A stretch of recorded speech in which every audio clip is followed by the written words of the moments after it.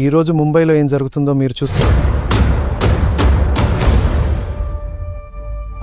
అది గుండె తరుక్కుపోయేలా ఉంది. ప్రజలు చనిపోతున్నారు ఎందుకంటే డ్రైనేజీ వ్యవస్థ అటువంటి వర్షాన్ని తట్టుకునేలా లేదు, అది కూడా అంత తక్కువ సమయంలో. కాబట్టి మీకు 3 అడుగుల వరకు నీరు నిలిచిపోయింది. మరియు ఏ నగరము దీన్ని తట్టుకోలేదు, ఏ నగరము లేదు. ఫ్రాన్స్ నేను చదివాను, కొందరు 40-50 మంది మునిగిపోయారు. ఎందుకంటే ఉష్ణోగ్రతలు 40 డిగ్రీల కంటే ఎక్కువగా ఉన్నాయి, 45 వరకు లేదా అంతకంటే ఎక్కువ. లండన్లో వేడి గాలులు మరియు అవన్నీ.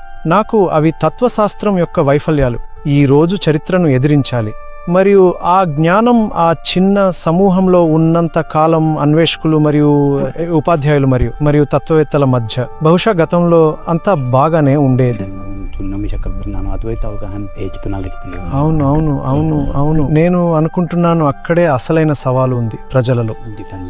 అవును, కొన్ని సంవత్సరాల క్రితం వరకు నేను 25 మంది 50 మంది వరకు ఉండే ప్రేక్షకులతో వ్యవహరించేవాడిని. అప్పుడు నాకు పెద్ద బాధ్యత అర్థమైంది. కాబట్టి ఈరోజు నేను పెద్ద ఆడిటోరియం స్టేడియంలలో మాట్లాడుతున్నాను. మరియు నాకు బాగా తెలుసు వారిలో చాలా మందికి నేను చెప్పేది కనీసం సరళీకృత రూపంలో కూడా అర్థం కాకపోవచ్చు. అయినా ఇది మరింత సహాయం. నిజాయితీగా నేను చూస్తున్నాను ఈరోజు ప్రపంచానికి అదే అవసరం.